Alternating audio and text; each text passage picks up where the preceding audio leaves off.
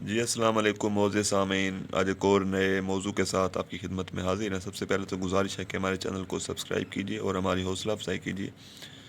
آج ہم بات کریں گے کہ افسانے میں افسانہ نگار کون کون سی تکنیک استعمال کرتے ہیں اور اس کے تحت وہ جو ہے وہ کہانی لکھتے ہیں۔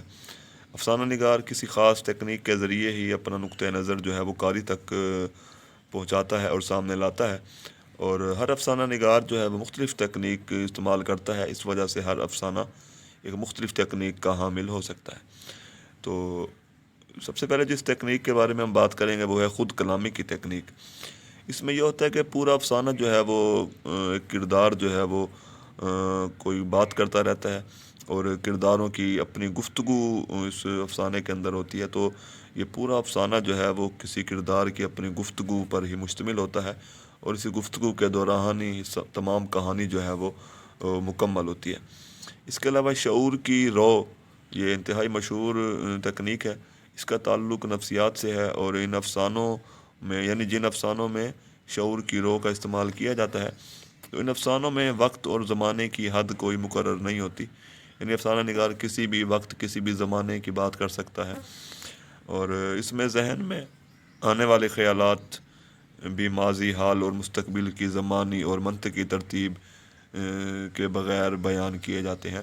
یعنی اس میں انسانی ذہن میں آنے والے کسی بھی خیال کو بیان کر دیا جاتا ہے، اور اس کا وقت یعنی ماضی، حال اور مستقبل کو مد نظر نہیں رکھا جاتا، نہ کسی منطقی ترتیب کو مد نظر رکھا جاتا ہے، اور نہ ہی زمانے کو جو ہے وہ سامنے رکھا جاتا ہے۔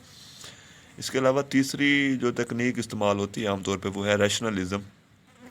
اس میں جو ہے افسانہ نگار جب بھی کوئی کہانی لکھتا ہے اور اس کہانی کے اندر کوئی مسئلہ بیان کرتا ہے، تو اس مسئلے کا حل جو ہے وہ سائنس اور عقل کے تحت ہی تلاش کرنے کی کوشش کرتا ہے۔ یعنی اس کے اندر جو ہے وہ انسانی عقل کو زیادہ اہمیت دی جاتی ہے، اور انسان کو لاحق جو خطرات ہیں، مسائل ہیں، ان کا حل بھی وہ سائنس اور عقل کے ذریعے ہی تلاش کرنے کی کوشش کی جاتی ہے۔ تو اس کو کہتے ہیں جی ہم ریشنلزم کی تکنیک۔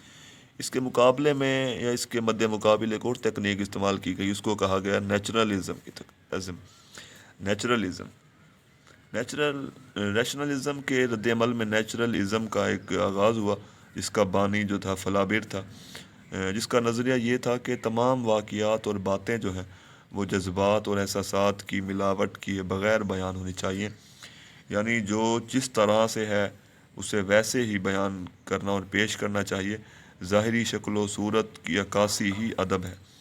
یعنی آپ کوئی بھی بات کریں، کوئی بھی کہانی لکھیں، تو اس میں آپ اپنے جذبات کو بالکل بھی بیان نہ کریں، بلکہ کہانی کو ہو بہو ویسے ہی بیان کریں جیسا کہ وہ حقیقت میں نظر آتی ہے۔ علامت نگاری کی تکنیک بھی انتہائی معروف ہے۔ یہ تحریک جو ہے وہ ایڈگر ایلن پو کے زیر اثر فرانس میں شروع ہوئی۔ اس میں ہوتا ہے کہ بعض مرتبہ حالات اور وقت کی نزاکت کو سمجھتے ہوئے افسانہ نگار جو ہے وہ ڈھکے چھپے الفاظ میں یا مختلف علامتوں کو سامنے رکھتے ہوئے اپنی بات کرتا ہے۔ یعنی مثال کے طور پہ سانپ کو اگر ہم دشمن کی علامت کے طور پر لیں، تو اگر ہم نے کسی دشمن کو افسانے میں بیان کرنا ہے تو ہم سانپ کا ذکر کریں گے۔ تو ایسے ہی مختلف علامتوں کے ذریعے بات کی جاتی ہے۔ اس کے علاوہ تجریدیت، اس میں ہوتا ہے جی تجریدی افسانے میں مختلف انسانی کیفیات، احساسات یا باطنی صورت، لامکانیت، ذہنی انتشار وغیرہ کو پیش کرنے کی کوشش کی جاتی ہے۔ اس کے علاوہ جو ایک اور تکنیک ہے وہ ہے وجودیت۔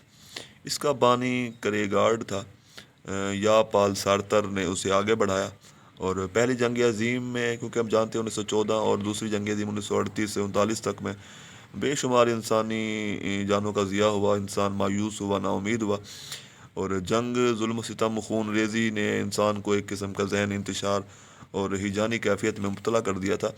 تو فلسفیوں نے ایسی قوتوں کو تلاش کرنے کی کوشش شروع کی جو انسان کو اپنے وجود کی حقیقت دکھا سکے۔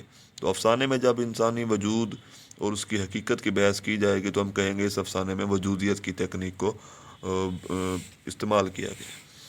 اس کے علاوہ مارکسزم، یہ جو ہے کارل مارکس کے نظریات سے متاثر ہو کر جو ہے افسانے لکھے جاتے ہیں۔